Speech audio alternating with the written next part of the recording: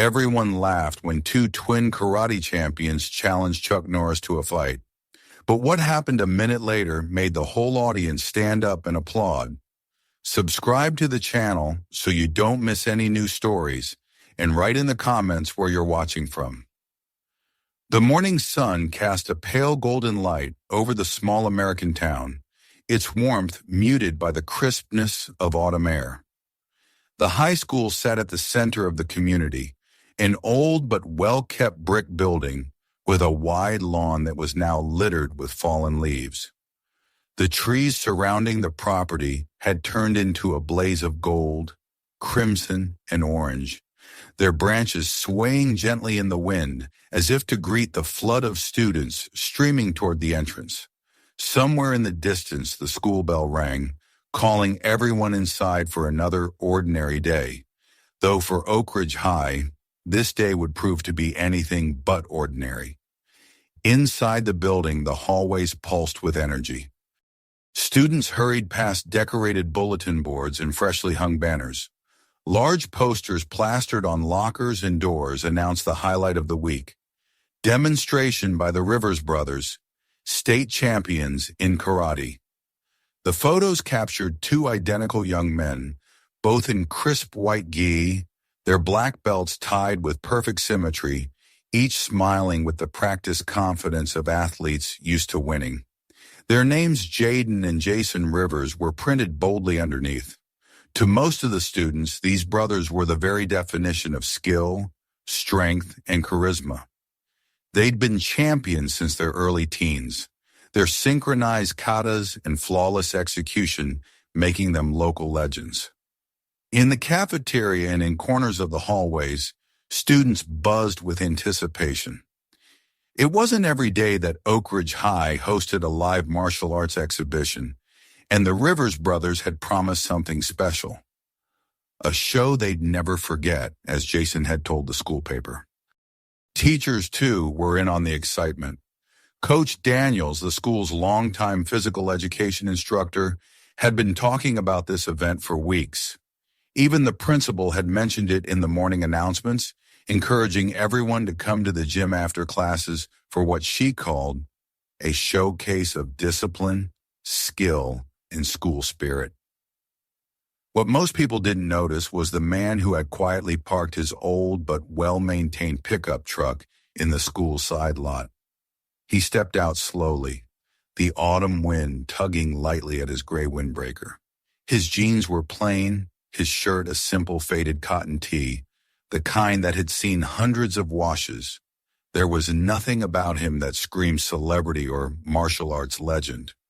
To anyone passing by, he might have been mistaken for a visiting relative, or perhaps a tradesman coming in to do maintenance. He was here for one reason, and it wasn't to watch the Rivers brothers. His nephew Tyler, a junior at the school, was part of the small crew helping to organize the event, setting up chairs, arranging mats, testing microphones. The man had promised he'd drop by to see how Tyler was doing. Chuck Norris moved through the entrance with quiet ease, holding the door for a pair of freshmen rushing in. They mumbled a quick thanks before hurrying off, not recognizing him. He didn't mind. In fact, he preferred it that way. Fame had its uses, but it also came with noise, and today he wasn't here to make noise. He followed the signs to the gym, his footsteps soft against the polished tile floor. He glanced at the student artwork lining the walls, the trophy cases filled with dusty awards, the faint smell of floor wax mixed with the scent of popcorn from a nearby vending cart. This was a place full of ordinary life friends catching up, couples whispering to each other, lockers slamming shut. He liked places like this, where no one expected him to be anyone but a quiet observer. At the far end of the gym, the Rivers brothers were already on the mats, stretching and warming up under the watchful eye of Coach Daniels. They were dressed in their competition GIs, belts perfectly tied, movements sharp and deliberate. Even in their warm-ups, they exuded control and confidence. Every stretch, every small hop or twist of their torso seemed calculated to remind the spectators gathering early that these were champions. The first few rows of bleachers were already filling with eager students, some wearing school colors, others holding up hastily made signs with the brothers' names in bold letters. From his spot high on the bleachers, Chuck watched in silence. He had taken a seat near the corner, away from the crowd. He'd been in enough gyms to know the rhythm of pre-event chatter, the rise and fall of laughter, the subtle undercurrent of competition that lingered in the air even before the first match began. His eyes moved from the brothers to the coach to the restless groups of students talking in clusters. Tyler was down near the floor, busy adjusting a microphone stand while another student rolled out a fresh mat. Chuck smiled faintly, glad to see the boy working hard. Jaden Rivers noticed him first. He was toweling the back of his neck when his gaze swept over the bleachers and paused briefly. His brow furrowed slightly as he studied the man in the windbreaker. There was no obvious reason for the flicker of interest. Chuck wasn't doing anything to stand out, but something about his calm, unshifting presence seemed to register. Jaden smirked faintly, turned, and whispered something to his twin. Jason's eyes followed the same path, landing on Chuck. The smirk turned into a grin. They exchanged a look that only brothers could share, one that hinted at mischief. The twins returned to their warm-up, but every now and then, one or both of them glanced back toward the man in the corner. There was a light in their eyes that suggested a game forming in their minds. To them, he looked like someone's dad who had wandered in from the parking lot, a middle-aged man who probably hadn't set foot on a mat in years, if ever. And in their world, that made him an easy target for a harmless joke. They were used to being the center of attention, to controlling the room with their skill and their charm, and occasionally at the expense of others. It wasn't malicious, not in their eyes, just part of their banter, part of the show. Chuck, for his part, didn't notice their lingering stares, or if he did, he didn't acknowledge them. His focus was on Tyler, on the setup, on the slow filling of the bleachers. But in the quiet way he held himself, there was an awareness, an unspoken readiness that years of discipline had etched into his very posture. To anyone who knew him, it was obvious. He was present, but he was also watching everything. By the time the final bell rang, the gym was nearly full. Students streamed in, taking seats wherever they could find them, some even standing along the walls. The buzz of conversation grew louder, echoing off the high ceilings. Teachers moved through the aisles, greeting parents and ensuring the aisles stayed clear. The atmosphere was celebratory, charged with expectation. Coach Daniels gave a brief introduction, his voice booming through the speakers as he praised the brothers' accomplishments, their discipline, and their representation of the school at state-level competitions. The applause was loud and sincere. The Rivers brothers stepped forward, bowed to the audience, and the exhibition began. From the moment they started, it was clear why they held the titles they did. Their movements were sharp, precise, and perfectly timed with each other. They demonstrated katas that flowed like choreography, their strikes slicing through the air with audible force. The crowd was entranced, cheering at every display of power and agility. Even Chuck, who had seen and faced the very best martial artists in the world, appreciated the discipline behind their technique. He watched their footwork, their breathing, their focus. It was all there. They were talented, no doubt about it. Yet beneath the technical mastery, he also saw the subtle flourishes meant for the crowd. The way they glanced at each other and smirked after particularly flashy moves, the way they basked in the reaction. Confidence was a good thing in martial arts.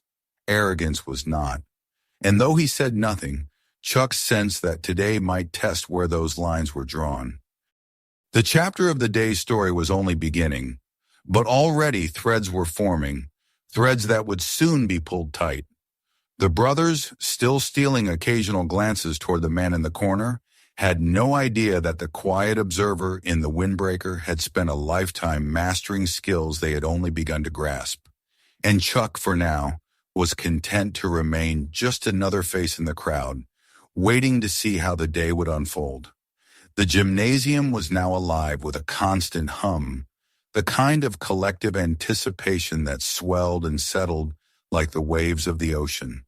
From his high seat in the bleachers, Chuck sat quietly, observing the ebb and flow of the crowd's attention. Down below, the Rivers brothers moved like they owned the room, every step deliberate, every gesture calculated to keep eyes on them. The exhibition was well underway, though for now it remained in the realm of demonstrations, a crisp kata here, a perfectly timed block there, just enough to tease the crowd with their precision before the real sparring began. They had a knack for showmanship. Chuck would give them that.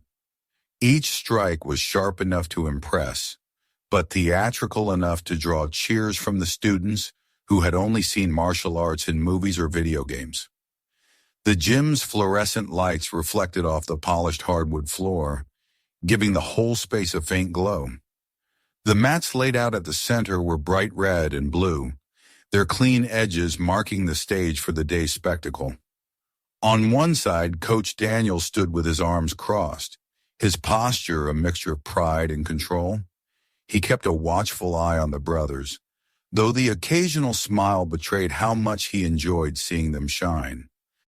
On the other side of the mats, a group of freshmen in school hoodies leaned forward in their seats, wide-eyed, whispering to one another after each move, trying to imitate the motions in small, awkward gestures. Chuck's eyes followed the rhythm of the performance. There was discipline there, no question.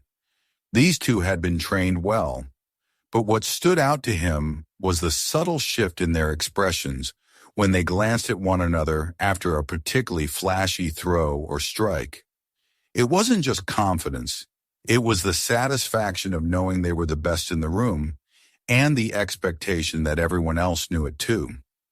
That kind of thinking could be dangerous in martial arts, where humility was as much a part of the discipline as the techniques themselves.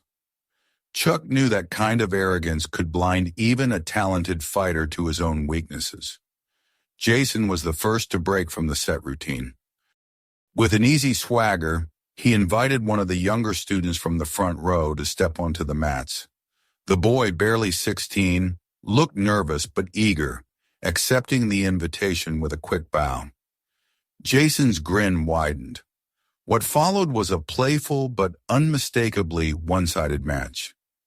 Jason toyed with the boy, letting him throw a few wild punches before effortlessly sidestepping and guiding him into a harmless tumble on the mat. The crowd laughed, thinking it part of the fun. The boy smiled faintly, but Chuck caught the way his ears burned red as he got up and bowed before retreating to the bleachers. Jaden took his turn next, calling up another volunteer, this time a football player who clearly thought size alone would give him an edge. The match was over almost as soon as it began. Jaden used a swift arm drag to unbalance him, then guided him gently but firmly to the mat.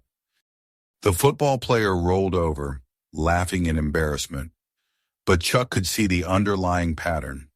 The brothers weren't just showing off skill, they were establishing dominance, making sure every volunteer left the mat knowing exactly where they stood in the pecking order. The audience roared with approval, but in the pockets of laughter, there was a different kind of energy forming. Some students looked away after each quick defeat, their smiles tight. Others exchanged glances that said they understood the difference between teaching and taunting. Chuck stayed still, his hands resting loosely on his knees, watching without judgment, but with an increasingly clear picture of the dynamic at play. It was during the next warm-up set that the shift began. Jason was adjusting his GI top when his eyes wandered up toward the corner bleachers again. There was Chuck, still seated, still calm, watching everything with the same quiet interest. Their eyes met briefly, and Jason, without breaking stride, murmured something to Jaden as they circled the mat. Whatever he said made his brother glance up too, and a slow grin spread across both their faces. To them, this was an opportunity. The man didn't look like a teacher, certainly not a parent they recognized, and yet he sat apart from the chatter, composed in a way that seemed almost too comfortable for someone at a high school exhibition. It was a different kind of presence, one they didn't understand, and that made it a tempting target. The brothers continued their routine, but now every few moments, one of them would glance toward Chuck, testing the waters. It started subtly gestures in his direction, a half smile after a particularly clean strike. Soon the hints grew bolder. "Maybe we should get someone from the cheap seats to come down," Jason quipped loudly enough for those in the first few rows to hear. Laughter bubbled up in the crowd, though most didn't know exactly whom he meant. Chuck heard it, of course, but his expression didn't change. He remained as still as before, letting the moment pass. Coach Daniels, busy talking to a group of parents at the edge of the mat, didn't seem to notice. The warm-up drills continued, with the brothers alternating between bursts of serious technique and playful exchanges meant to keep the crowd entertained. The applause after each sequence was loud and genuine, but beneath it, the tension was building. Not the kind born of hostility, but of a challenge waiting to be issued. Chuck could feel it, the way a shift in the wind warns a sailor of an approaching storm. The gym's air grew warmer as the bodies packed inside generated their own heat. The faint scent of sweat began to mingle with the smell of gym floor polish, and somewhere in the back, the concession table volunteers were unpacking boxes of sports drinks and chips. Students shifted in their seats, restless and eager for the next part of the show. The brothers sensed it too. Jaden leaned into a low stance, throwing a crisp roundhouse kick that snapped through the air with a satisfying smack of fabric. The crowd cheered, and he straightened, casting another glance up toward the corner where Chuck sat. This time, the grin carried something more pointed, a silent question. "Are you watching closely?" Chuck watched, all right. He took in every detail, the spacing between their steps, the timing of their breaths, the way they landed each technique with a touch of flourish that spoke to their comfort in front of a crowd.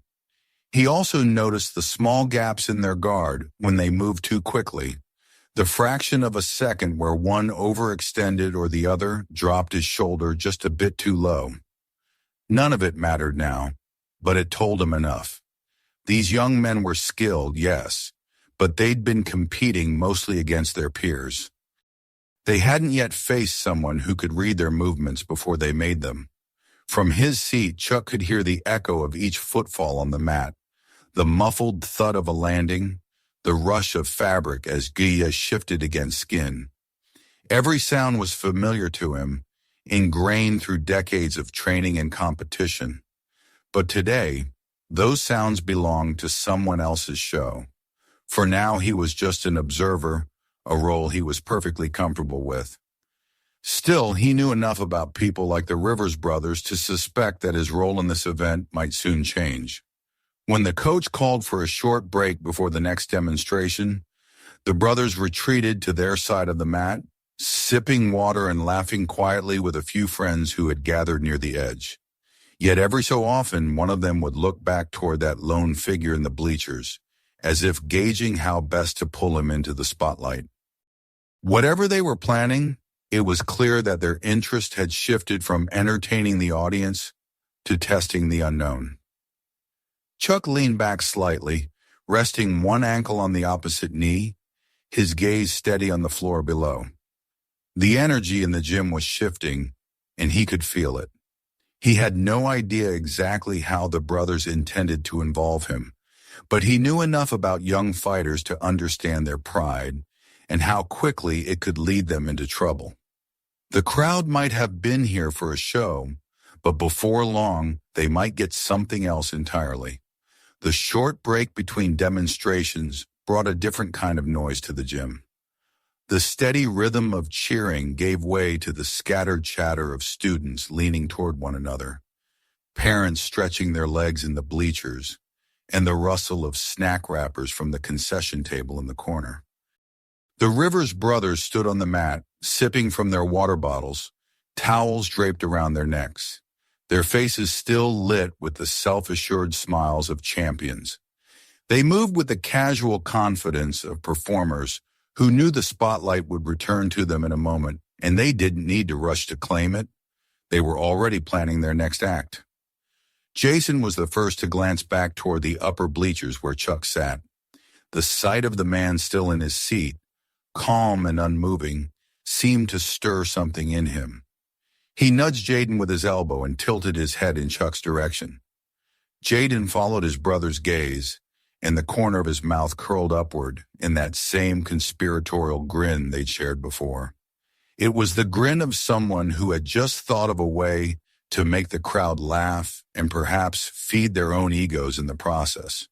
To them, this was harmless fun, another layer of entertainment for the audience. They didn't stop to consider that the man in the windbreaker might be more than he appeared. Coach Daniels, standing a few steps away and speaking to the announcer at the scorer's table, seemed unaware of the brothers' whispered exchange. He was still reviewing the order of the remaining demonstrations, glancing occasionally at his watch. When the announcer's voice boomed over the speakers to call everyone's attention back to the mats, the crowd quickly settled into place. Students leaned forward, eager for whatever came next.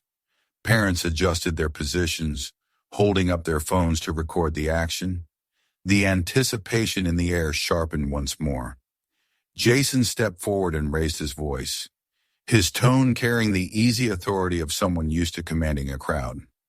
"All right," he said, scanning the bleachers with exaggerated slowness. "We've had some great volunteers so far, but I think it's time to raise the stakes a little." His eyes locked on Chuck's corner, though he didn't point just yet. He let the silence hang for a moment. The bait dangled in front of the entire audience. "How about," he continued, "we get someone unexpected?" A murmur rippled through the bleachers. People began turning their heads, wondering who he meant. Jason's gaze never wavered from Chuck's direction. Jaden joined in, gesturing broadly toward the higher rows. "What about you, sir? Up there in the windbreaker," he called out, his voice projecting easily. "Think you can handle a little friendly match?" The tone was light, framed as a playful invitation, but the smirk that accompanied it made the intention clear. They wanted to see him flustered. They wanted to give the crowd a moment to laugh at the idea. Dozens of eyes shifted to follow the brothers' gaze until they landed on Chuck. For a moment, the man in the windbreaker simply looked down at them, his expression unreadable. He made no move to rise, no sign of discomfort. The stillness in his posture seemed to throw them off for half a second, but Jaden quickly pressed on. "We'll make it interesting," he added, flashing a grin at his brother. "2 against 1. Just for fun, of course." That got a burst of laughter from the students in the front rows. A few claps from those who thought it would be amusing to watch the brothers overwhelm someone who clearly wasn't dressed for the mat. Chuck's nephew, Tyler, who was still near the scorer's table, turned to look up at his uncle with wide eyes. He knew enough about Chuck's past to understand that the challenge was wildly misplaced, but he also knew his uncle's nature. Chuck didn't seek the spotlight, and he didn't step into matches just to prove something. Tyler gave a small shake of his head, as if to silently plead with him not to take the bait. But the brothers weren't letting the moment go.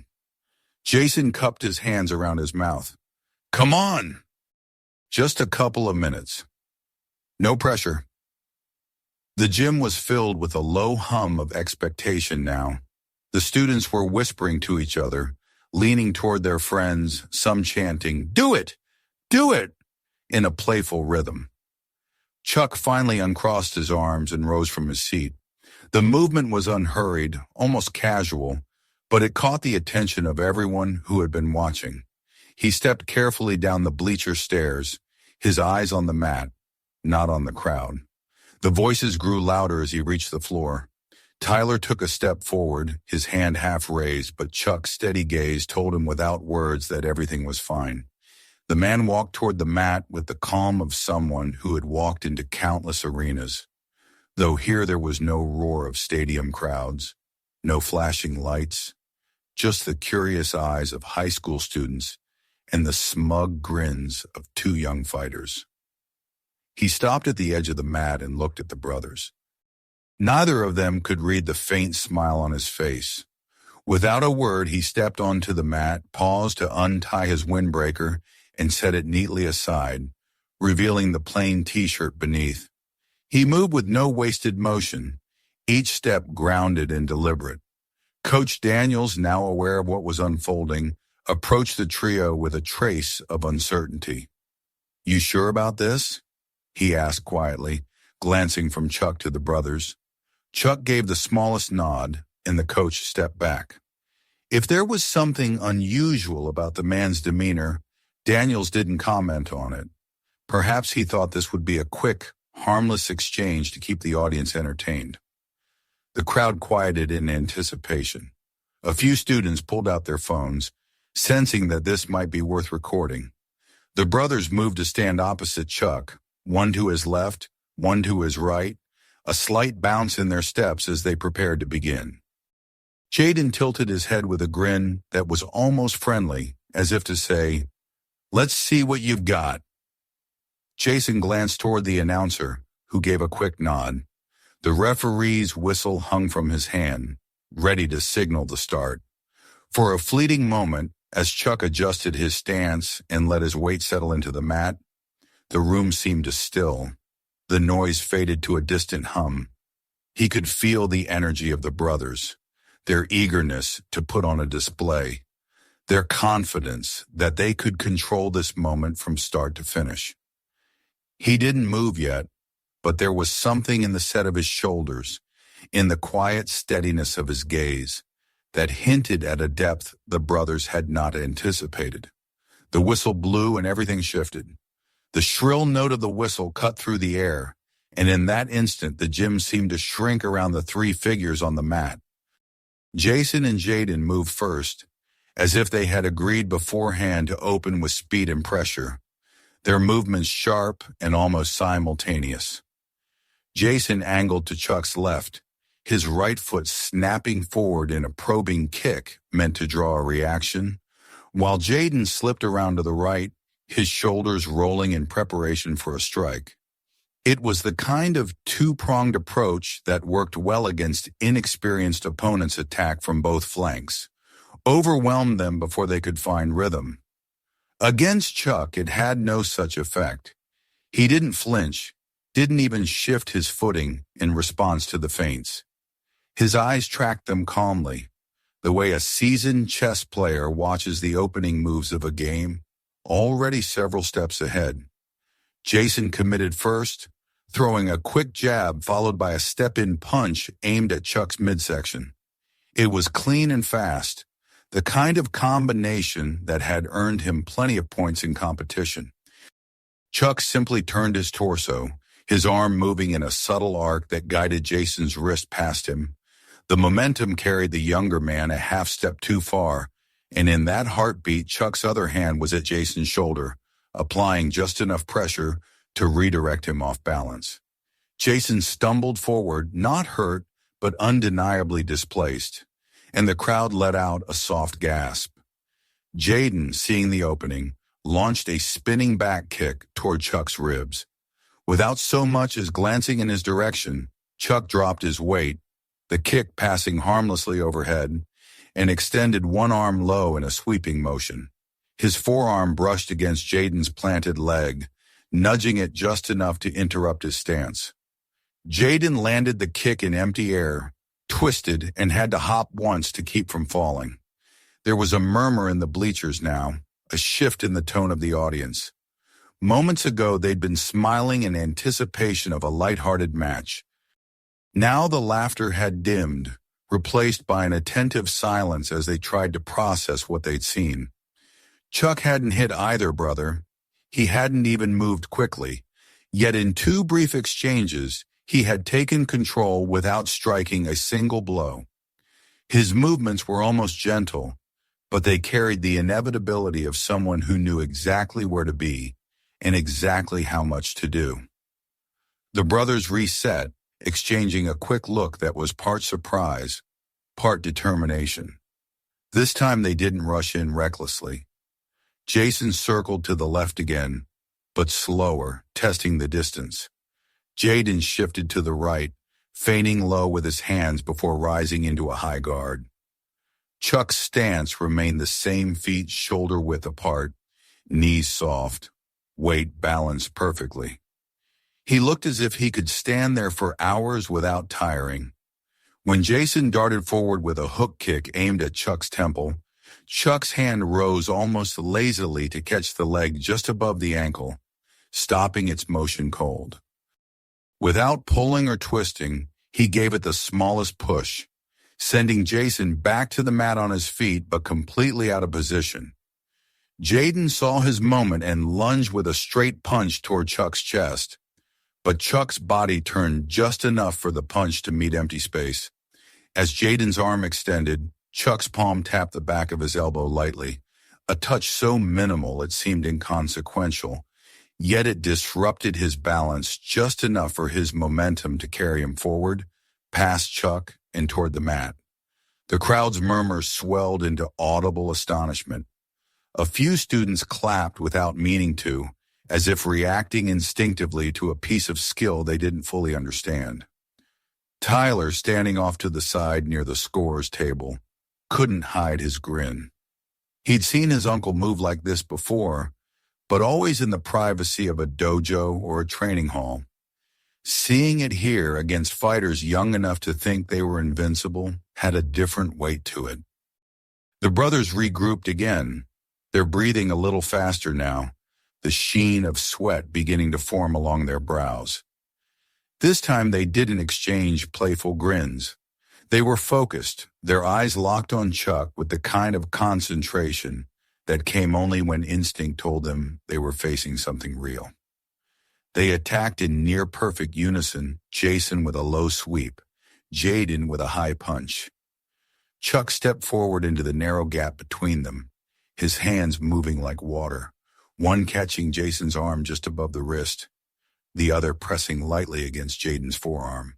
He turned his torso, and the two brothers found themselves pivoting around him like dancers guided by an unseen choreographer. In a single motion, he stepped back, releasing them both, and they stood blinking, momentarily unsure how they'd been moved at all. By now, the gym was utterly silent except for the sounds from the mat, the soft thuds of feet, the swish of Jay's shifting, the occasional exhale of breath. The audience was leaning forward in their seats, drawn in by the strangeness of what they were seeing. Chuck was not overpowering the brothers. He was not even matching their speed. Instead, he was simply there, at the right place at the right time, each movement precise, economical, and unhurried. To the untrained eye, it might have looked like luck. To anyone who had ever stepped onto a mat, it was the unmistakable mark of mastery. Jason tried once more, stepping in with a sharp front kick. Chuck slid slightly to the side, his hand brushing the inside of Jason's leg to guide it harmlessly past. At the same time, Jaden attempted a side kick from the other flank.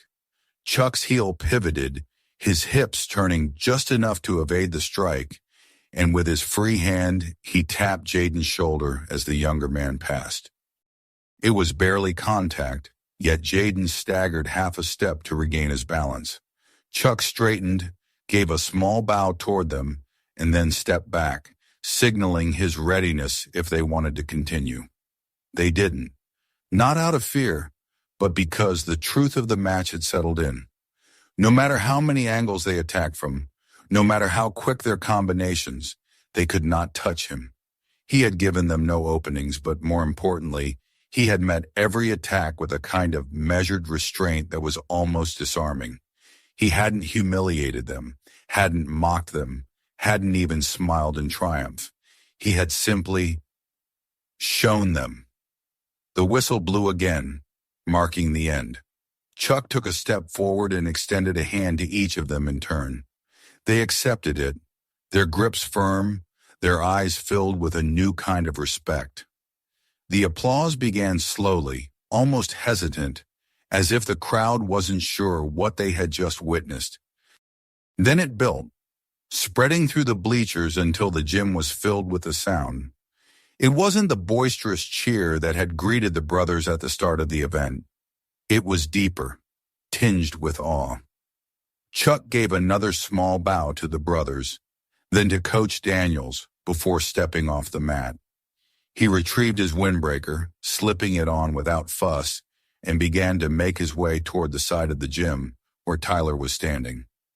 As he passed, he could hear snippets of conversation from the crowd, questions about who he was, how he could move like that, what kind of training it must have taken. He didn't stop to answer any of them. The moment, as far as he was concerned, was over. But for the Rivers brothers, it was not. They stood together at the center of the mat, breathing hard, watching the man walk away.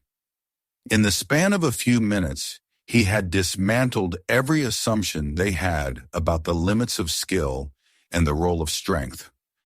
And though the crowd's applause was still echoing off the walls, the sound that lingered loudest in their minds was the quiet certainty in his movements, the way he had controlled the match without needing to prove anything at all. That, they both knew, was something worth learning. The sound of applause still clung to the air as Chuck left the mat, its echo rolling around the high walls of the gym like the tail end of a storm. For several moments after he stepped down, there was no rush to fill the silence with music or announcements. The students and parents remained caught between surprise and curiosity, their heads turning to follow the man in the plain windbreaker as he walked toward the far side of the gym. The bleachers were no longer just rows of spectators. They had become a sea of questions, whispered back and forth in hurried tones. Who was he? Where had he learned to move like that? Was he some kind of professional, a retired fighter? There were no definitive answers, only speculation that grew with each retelling. On the mat, Jason and Jaden stood side by side, still breathing harder than they would have expected from such a short exchange. The sheen of sweat on their foreheads was cooling now, but the heat in their cheeks remained. It wasn't the flush of exertion. It was something heavier, the dawning awareness that they had just underestimated someone in a way that stung. Their gazes tracked Chuck's retreating figure until he reached the corner where Tyler was waiting. They saw the younger man greet him with the easy familiarity of family, and it began to click that the stranger wasn't just another parent in the stands. Coach Daniels stepped onto the mat, clapping his hands in an attempt to bring the room's attention back to the program. His eyes flicked briefly toward Chuck, then back to the brothers.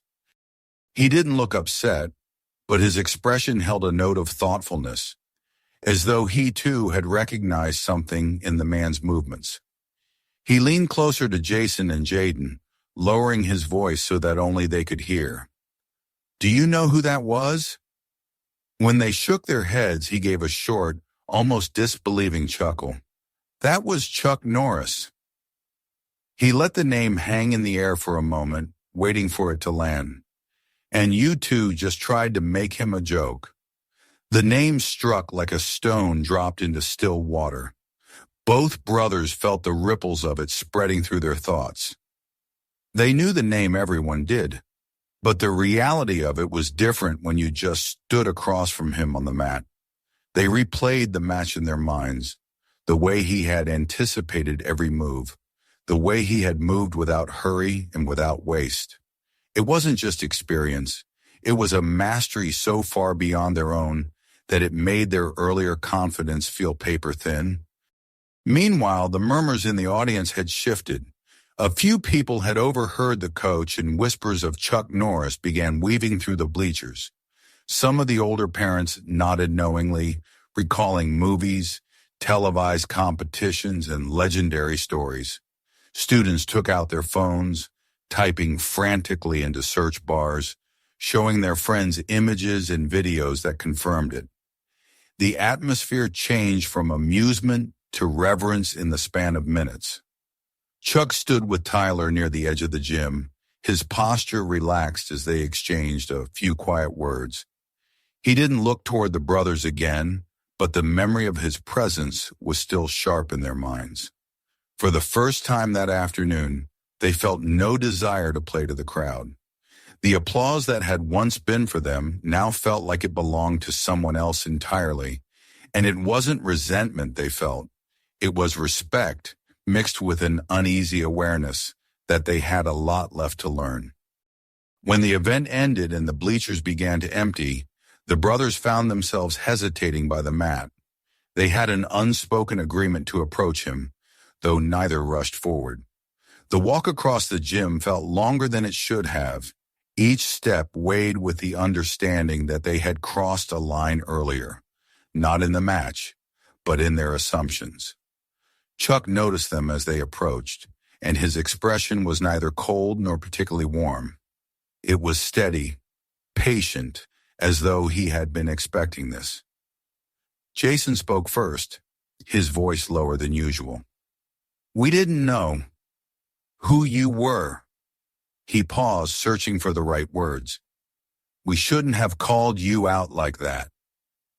Jaden nodded, his usual easy grin nowhere to be found. "We thought it would be funny, but it wasn't. You taught us more in a few minutes than we've learned in months." Chuck listened without interrupting, his eyes on each of them in turn. When they finished, he nodded once. "It's not about who I am," he said finally. "It's about how you treat the people you think you can read at a glance." His tone wasn't harsh, but it carried weight. "You're good fighters, but skill without respect doesn't last. And respect isn't just for the people you know can beat you, it's for everyone."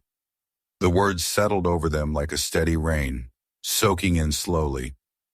Jason and Jaden exchanged a brief glance, the kind that passed agreement without sound. Then Jason took a small step forward. "Would you teach us? Not just fighting what you know, how you move, how you see things." Jaden added quickly, "We'll put in the work. We'll do whatever it takes." Chuck didn't answer right away. He studied them, as if weighing not their talent, but their sincerity. Finally, he said, "If I do, it's not just about fighting. You'll train, and you'll also give back. Find younger students, help them. Volunteer your time somewhere it's needed. If you can't learn to lead with that kind of discipline, the rest doesn't matter." They both nodded, almost in unison, a rare moment of complete seriousness between them. Tyler looked from his uncle to the brothers, a small smile playing at the edges of his mouth. He could tell that something had shifted here, something that might last longer than any championship trophy.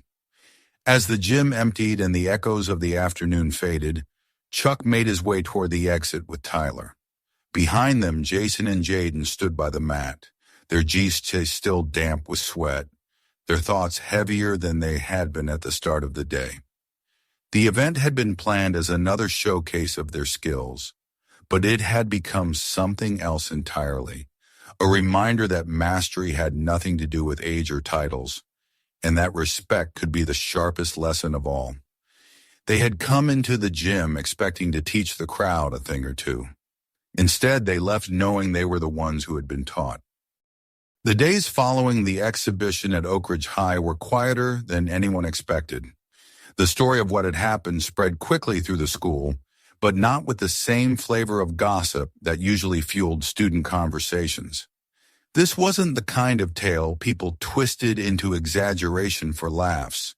It carried a weight that made it retold in hushed tones, often accompanied by a small shake of the head or a glance toward the gym, as if the echoes of that afternoon still lingered there. Students who hadn't been present heard it from friends who had, each detail sparking the same reaction. Disbelief that the man in the windbreaker, the one the Rivers brothers had called out, had been Chuck Norris, and that he had humbled them without a trace of aggression. For Jason and Jaden, the shift was more than just in reputation. It was internal, subtle at first, but undeniable. The morning after the exhibition, they met in the school's weight room before classes. Their training sessions had always been a mix of banter and bravado, each trying to push the other harder with friendly rivalry. This time was different. They worked in silence for the first half hour, the sounds of clanging weights and their own steady breathing filling the room. It wasn't an awkward silence. It was the kind that comes when something important has been left unsaid because both parties know it without speaking. When they finally did talk, it wasn't about tournaments or new techniques. It was about the offer Chuck had given them and the condition that came with it. That Saturday, they found themselves standing outside the local community center.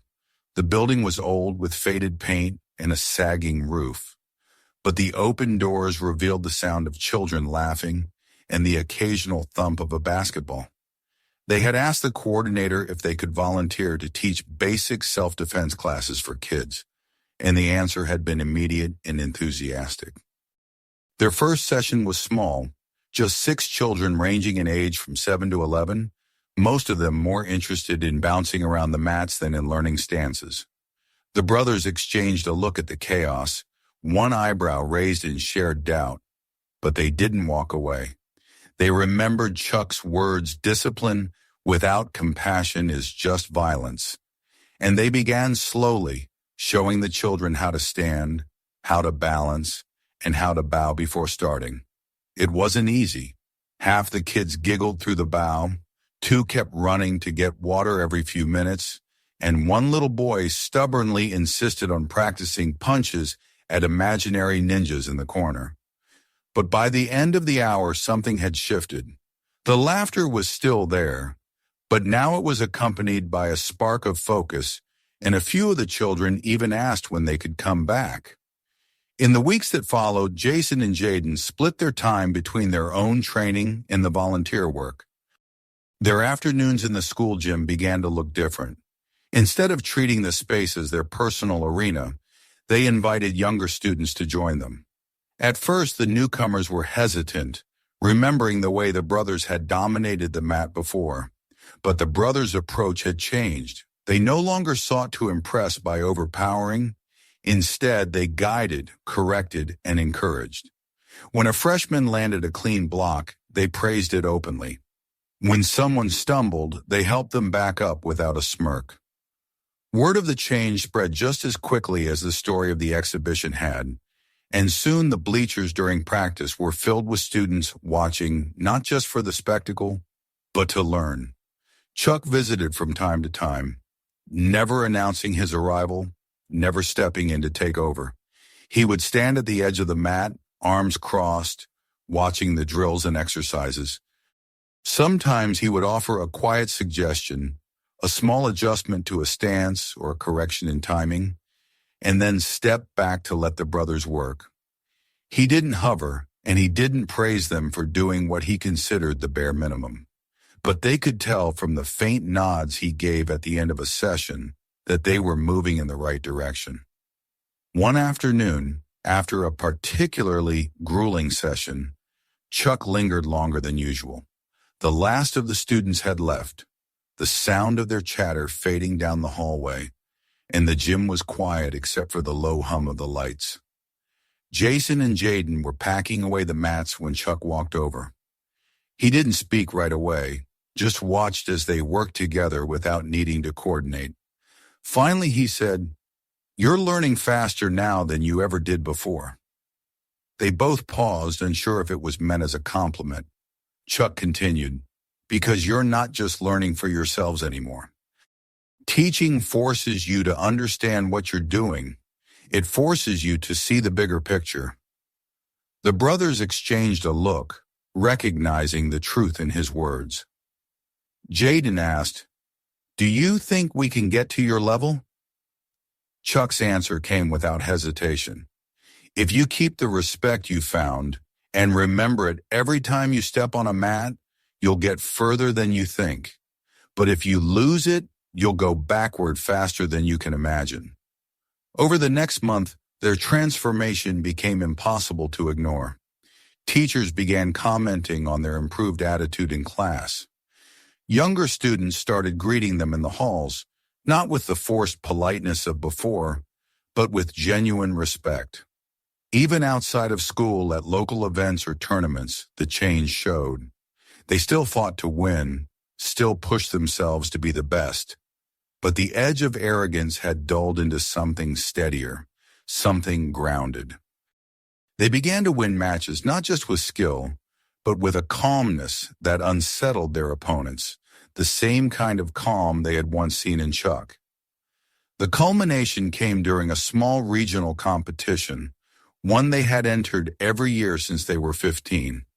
This time in the final match, Jason faced an opponent who was younger but faster, his strikes sharp and relentless. A year ago, Jason might have met that speed with raw force, trying to prove himself by overpowering the other fighter.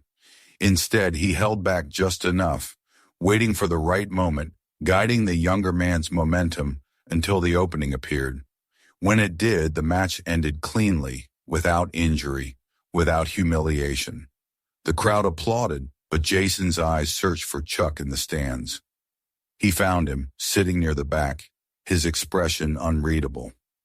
Only when their eyes met did Chuck give the faintest nod. Afterward in the locker room, Jaden told his brother that he had seen the same look in Chuck's eyes that they had given him after the exhibition. The quiet acknowledgement that a lesson had been learned and understood. It wasn't about winning anymore, not in the way they had once thought. It was about doing it right. Months later, the volunteer classes at the community center were thriving, with more children showing up each week. The brothers kept their promise, balancing their own careers in competition with their commitment to teach. They never made a big show of it. They just showed up, week after week, and gave their best. Sometimes as they walked home from the center, in the fading light, they would talk about that day in the gym when everything had changed. Not with regret anymore, but with gratitude. Chuck's role in their lives never became that of a constant presence. He didn't need to be. The lesson had been planted deep, and it grew on its own. They carried it with them onto every mat, into every interaction, and in the way they now measured themselves, not by how much louder the applause was, but by how many people walked away from them stronger than before. And though the image of the man in the windbreaker stepping calmly onto the mat remained clear in their memories, it no longer felt like the moment they were put in their place. It felt like the moment they were given their first step toward a path they might never have found on their own. If this story kept you on the edge of your seat, don't stop here. Hit that subscribe button right now so you never miss the next jaw-dropping story. Check out the other videos on this channel, each one more shocking than the last. And share this video with someone who needs to see how a single moment can change everything. The next story might just be even bigger. Don't miss it.